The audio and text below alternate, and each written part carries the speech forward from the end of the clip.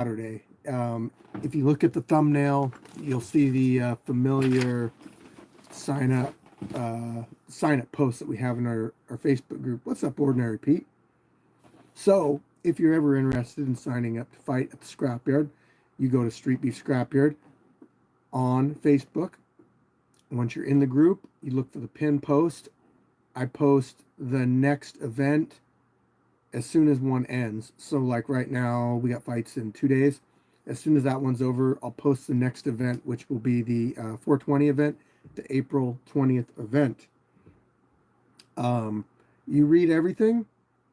Once you're good with everything, the location, which is Gig Harbor, you just put your information down like everybody else's. Weight, experience, all that. So I have been hit up quite a bit by people on Instagram, Facebook, all the different platforms asking if they can come out and watch. We are not open to spectators. We don't charge any admission or do anything like that. So it doesn't make sense to have people just come out and take up space and make more messes and more noise. So we are only open to the fighters and their plus ones. Having an after work coffee and smoke. Hell yeah, man. So anyway, sorry, no spectators. I wish I could, but we can't. Maybe in the future. I'm just going to go down the list. It might be jumping around a little bit, but it's just how I have it wrote down. So don't hate me too bad. Our content, I'm very picky on how our content gets used.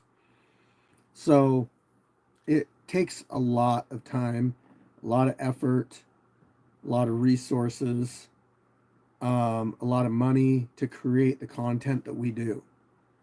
I mean, there's a lot of planning that goes into it. Fighters coming from everywhere, fighter meetings, setting up matches. I mean, just everything you could think of to create the videos that you see.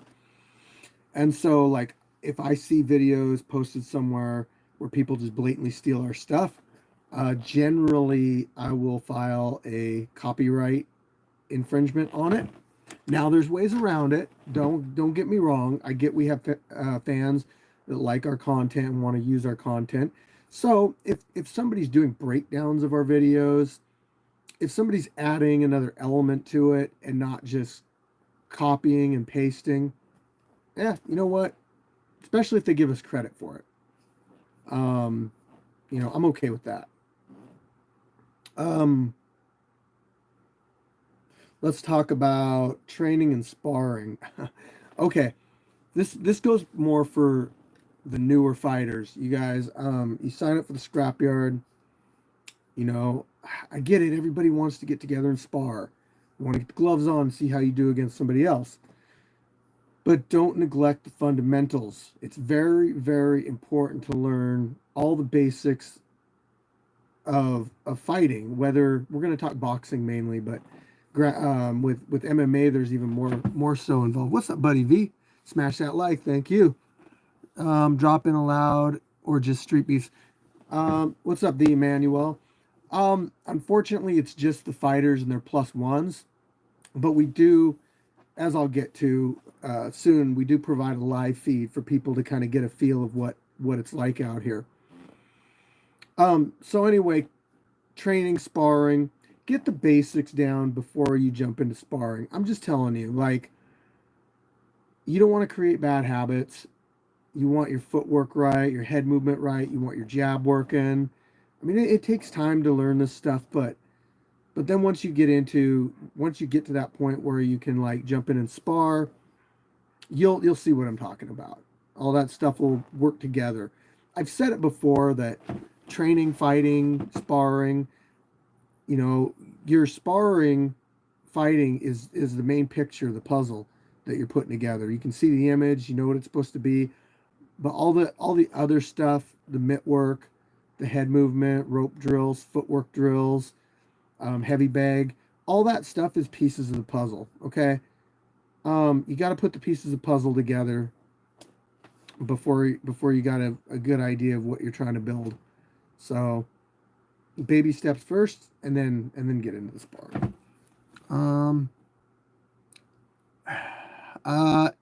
Executioner 82. I'll touch on that. So the fight that's coming up, Mike Tyson and Jake Paul.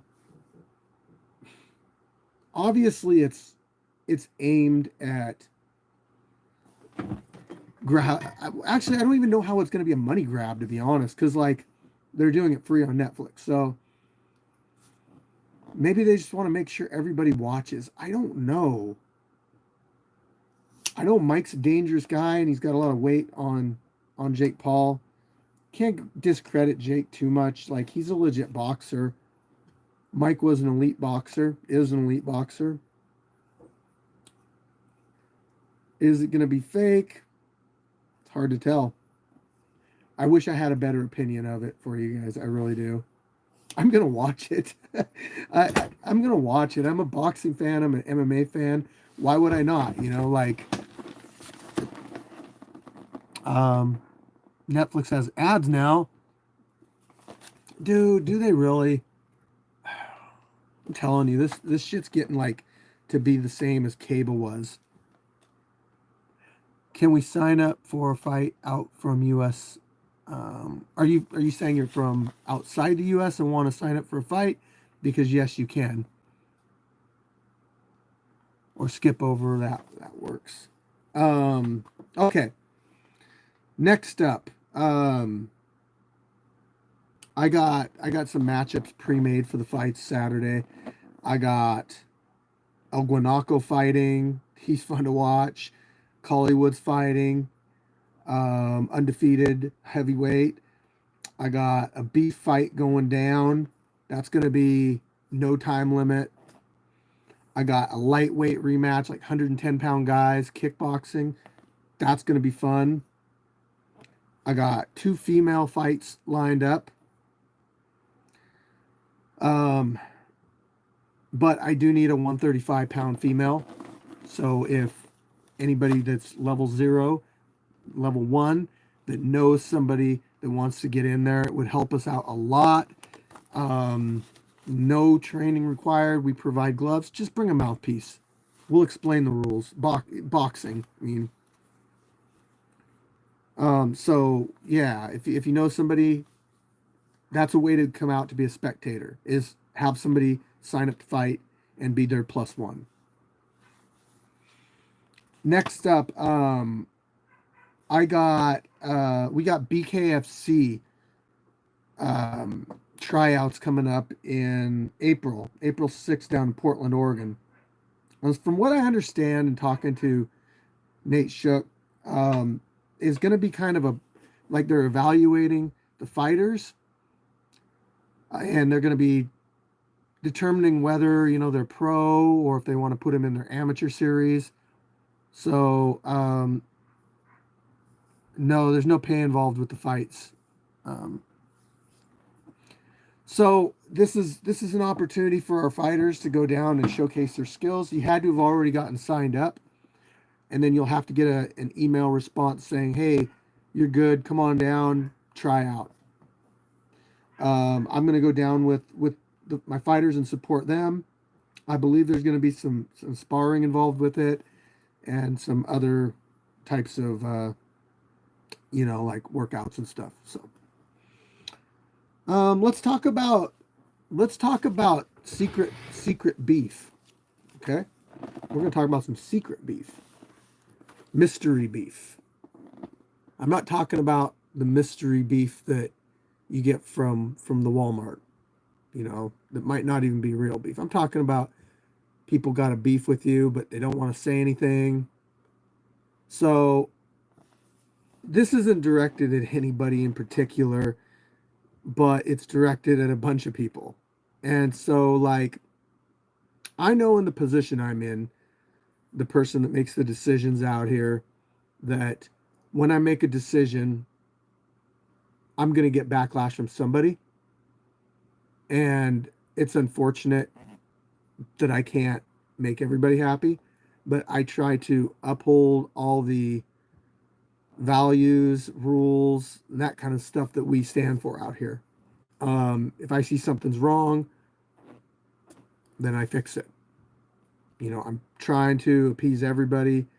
but unfortunately it does create tension and anger towards me. And also talking with, also things happen too where you don't directly hear from me, but you hear from someone else, and that creates some kind of a distance and a barrier. What I'm getting at is this stuff needs to be talked about, because I'm a big advocate, obviously, with Street Beefs, of solving beefs.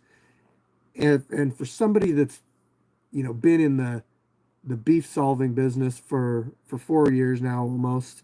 Some people that are doing this have been in it for a lot longer. Your first way of solving beefs, in my opinion, is talking about them, talking about your issues.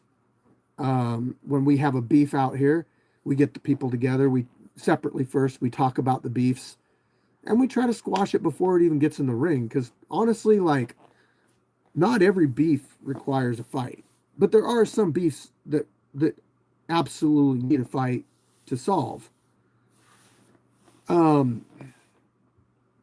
But what I'm getting at, I guess, is the best way to find out what I mean is to talk to me. Like, I'm not the type of person that's going to become super irrational in a conversation and just like kick somebody from a group or anything like that, or ban them. There has to be something behind it. So talking things out, that's the best way to solve beefs. And Nick, I want to talk about bullies really quick, because here's the thing. In our group, I don't allow call outs. There's a reason for that. Say you're 300 pounds, 6'6", solid muscle. You pick a fight with somebody that's 5'6", 145 pounds. Now, should you be allowed, as somebody that's that big, to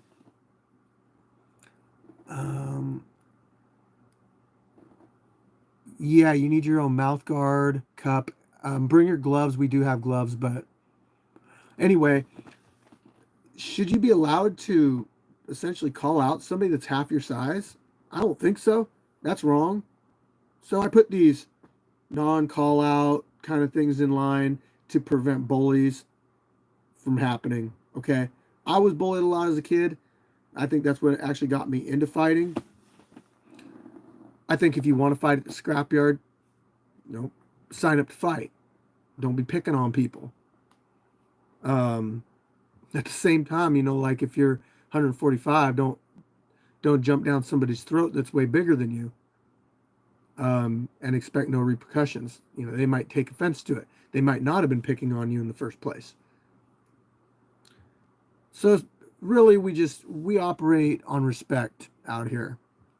I really want to give people a fair environment to come out, test their skills out, and see where it takes them. If I start cheating people and doing all that kind of stuff, they're not going to want to come back. So again, I have to be fair with my rules.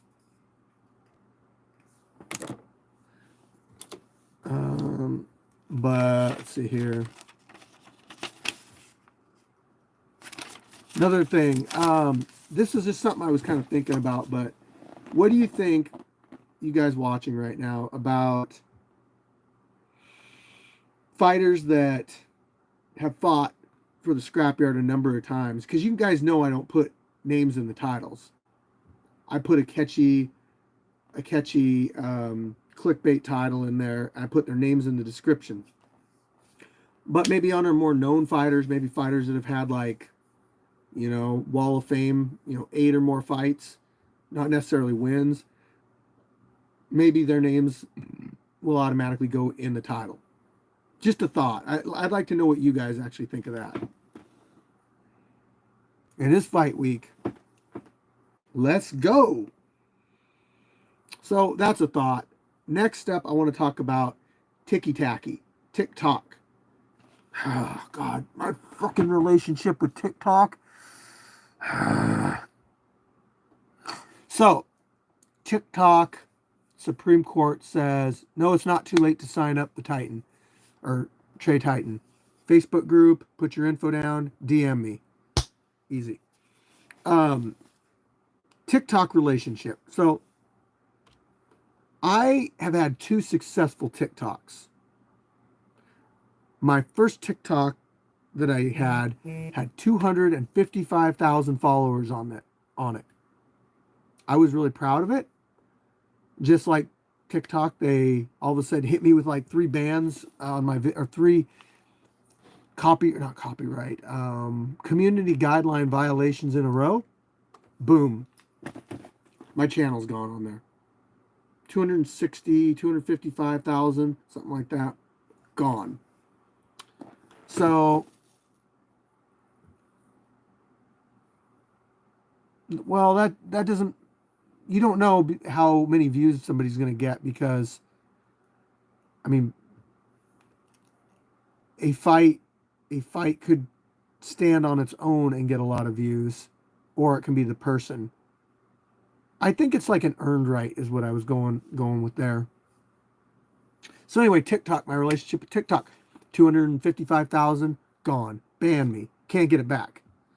Next, I said, well, hey, I'm going to try again. Started again, start building my TikTok. 155,000, 160, no, it was like 166,000. 166,000 I got to. TikTok bans me again. It's weird, like when they do it, it's just like they hit me with these 3 things right back to back. And actually, I think it's people doing it. I don't necessarily think it's TikTok. And so I get hit with these ban. I hit appeal. The appeal doesn't work. Lose my account. Gone. Then I find out the Supreme Court is trying to ban TikTok. Now, you would think that I would say, TikTok, this is what you get. But at the same time, like, I understand a lot of people make a living off TikTok, and that, you know, a lot of people really enjoy the platform. And even though it hasn't treated me very well, I don't necessarily think that it should be banned. I don't really go on TikTok. I more so use Reels and Shorts on YouTube and Instagram, just because, well, for one, they're not, I do have, don't get me wrong, you do have a TikTok account right now. It's just, it's small. It's like, it's minuscule. Like, it's pathetic. It's a 455. And for the content that I have, that is really small. So, anyway, yeah, so I don't really go on there a whole lot. Another thing, fighters, stay out of each other's inboxes. Stay out of the inboxes. If you want to box, stay out of the inbox. I don't corny. Get a hold of me and say, like, hey, I want to fight this guy. I'll be like, yeah, I might be able to make that work. But don't be contacting them and starting shit. And, like, we don't need artificial beef just because you want to fight somebody. We've had people do that before. Like, they want to fight somebody that they know is not as experienced or smaller. So it's almost like a bully practice.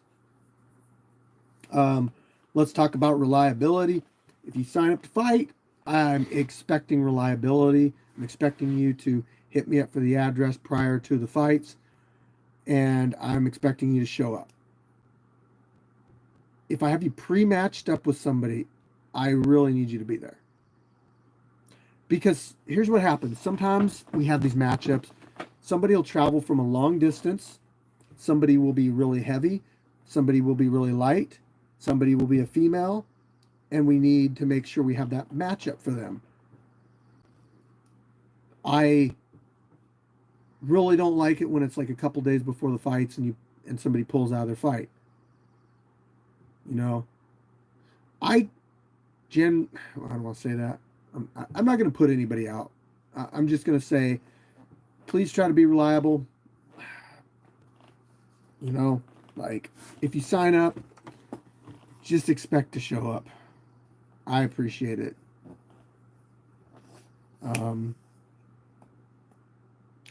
Next up, appreciation.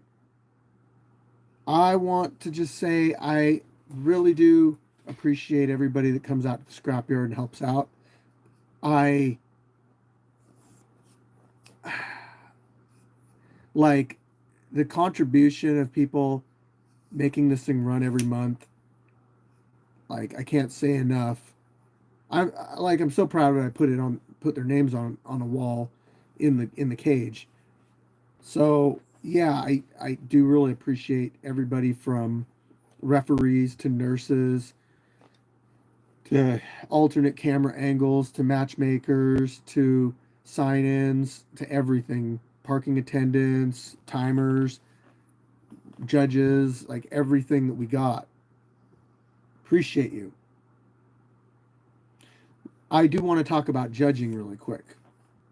Now, I know it says in the videos, crowd vote. Okay, whatever. Maybe we have a crowd representative, whatever. So this is how our scoring works. Okay. And this has been from day one. It's never changed. So we operate on a 10-9 scoring system. Like it or hate it, irrelevant. That's what we operate on. 10-9 scoring system. So Mark's Reptiles, hey, I seen my first garter snake the other day out by my house. That's pretty much that and rubber boas, which I've never seen one, but that's like all we got around here. Glad to see you on my live though. So let's talk about the 10-9 scoring system really quick. Okay, I'm going to break it down for everybody, especially for you fighters. If you don't know how the 10-9 scoring system works and you're in there putting in work, this information could benefit you immensely. Okay, so 10-9 scoring system. The round winner gets 10 points. The loser gets 9 or less. What that means is if you both go in there and it's a super close round, like almost impossible to tell who won it, but somebody has to win it. You've got to make that hard decision as a judge and say, that guy won that round. Sometimes they're close like that. Sometimes they're not. Sometimes they are a little bit more obvious that who the round winner was. So it's easy. You just say, oh, okay. Fighter A got a 10. Fighter B got a 9. Okay. Easy, right? Now, say a fighter just absolutely demolishes his opponent in the first round, but his opponent's staying in there and working and not getting knocked down. It can be a 10-8 round. It can be a 10-8 without a knockdown. It can be. But it has to be so one-sided that you might wonder why, like, the referee didn't step in.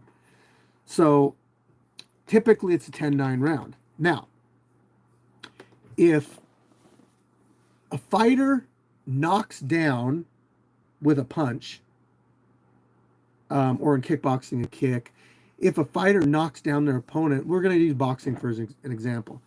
So if a boxer punches another person in the face and that person goes plop on their butt, that's a knockdown. The referee comes over and starts counting 1, 2. That's called a standing 8 count. That gives the referee a chance to make sure you're all in, because if he notices you're not quite there, he'll call the fight. But if he goes, okay, he got knocked on his butt, but he's okay, I'm going to count, and then I'm going to ask the fighter if he's okay. Okay. Now say you got knocked on your butt, or say the fighter got knocked on his butt, and then the round is just pretty, back and forth, I should say. So because of the knockdown, that goes to a 10-8. So that basically that knockdown is worth a point.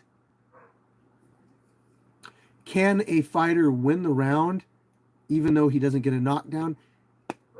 Yes, but that's where things get a little tricky. Like, points can be different if it's super one-sided and a knockdown happens. It just depends on outside of the knockdown what happened. Okay, you kind of have to judge. If two knockdowns happen, the knockdowns. So if you knock your opponent down, and then their opponent gets up, and then your opponent knocks you down, those two knockouts cancel out each other. So now you have to completely judge the round without taking into consideration those two knockdowns because they cancel each other out. Because essentially they both got a point. If you have a point deduction because you did something illegal over and over again, that's another factor. If the referee says 1 point, that can be a point. That can make a fight a 9-9 round. So say you lost the round, but they took a point away from your opponent.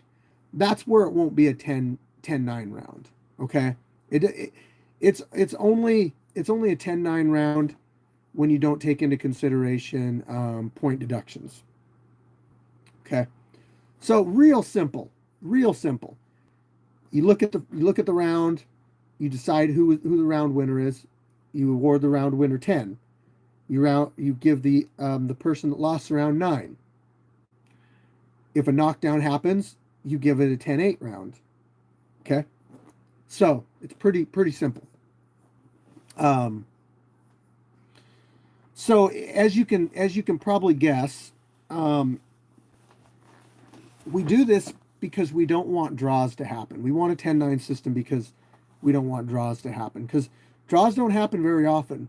With a 10-9 system, generally you have a round winner that gets, 10 points. And if it's a 3-round fight, one person has to have more points than the other. Okay? But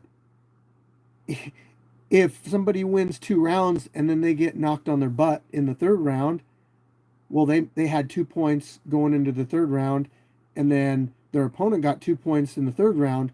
So now at the end, it's 28-28. That's a draw. That's how you can wind up with a draw in the 10-9 system. So here's what's really something to really take into consideration with our fights. For one, they're backyard fights. They're amateur exhibition matchups. They don't count on your amateur record. They're for experience, okay? I do want to be fair out here, and if I see something that doesn't look right, sometimes I fix it in editing. I might say that was incorrect, that decision that was made, and I'll fix it. But I never do it in a way that I'm trying to put one over on somebody. I only do it in a way that tries to keep it unbiased and fair. I don't care if this is your first time at the Scrapyard. I don't care if you've been fighting here for years. I want to make it fair for everybody. So I instruct our judges, crowd representatives, our referees to be right down the middle. Be fair. Oh, yeah, it must be you. I think my internet should be good, man. So I hope that explains the scoring system out here. I know I don't talk about it enough, but it does get explained to the fighters sometimes. Basically, don't leave it up to the judges. That's been something to go by for quite a while. Please don't let it go to the judges. Remember, if you plan on taking your fighting career down the road, this won't hurt you at all. This is just experience. It'll help you. What does a level 1 fighter look like? A level 1 fighter is somebody that maybe buys a pair of gloves, maybe has a heavy bag, maybe hangs it in the garage, maybe watches some videos, maybe gets together with some friends and throws punches, sparring every once in a while. But definitely not somebody that has professional training. A level 2 is somebody with professional training, like in a gym. I mean, I don't feel like our decisions really are that bad, but we've had like 1,000 fights out here. Once in a while somebody's going to make a mistake. I make mistakes. People make mistakes. I try to own up to my mistakes when I can. I wish more people would do that. Some people I'm not going to say anymore. Yeah, he's fighting Sanj. So that's the lightweight rematch I was talking about. So again, live stream is going to happen at about 11 a.m. Pacific Standard Time. I should have a better connection this time. You guys should have a crystal clear, really good viewing experience. Should have lots of good fights. Thank you guys all for tuning in. And Scrap Talk is next Tuesday, and I've yet to find a guest for Scrap Talk. I'm trying to find another higher profile guest. I've messaged a couple of them. I haven't gotten responses. I'll see what I can do on guests. But tune into Scrap Talk. We've already done 2. It's on Heart in the Fight YouTube channel. Check them out. I'll eventually be releasing them, maybe on my secondary Scrapyard Fights channel. You just let me know if you need a live chat. Actually, yeah. Ordinary Pete, message me on Instagram, and I'll make you a moderator on there. I honestly could use some trustworthy moderators, and I can't think of anybody that's been, watching us as long as you have. There's a couple, but you know what I did the other day? It was kind of funny. I went on my YouTube, and I started listening to my old podcasts and seeing whose names were popping up in the chat and everything. Really interesting on like my take on things back then and how everything was when I first started going. Because I got stuff that's not public that is just like kicking it with chicken. But yeah, I'll make you a moderator, man. Thanks everybody. Appreciate you all. Tune in Saturday. Going to be some great fights. Firechicken out.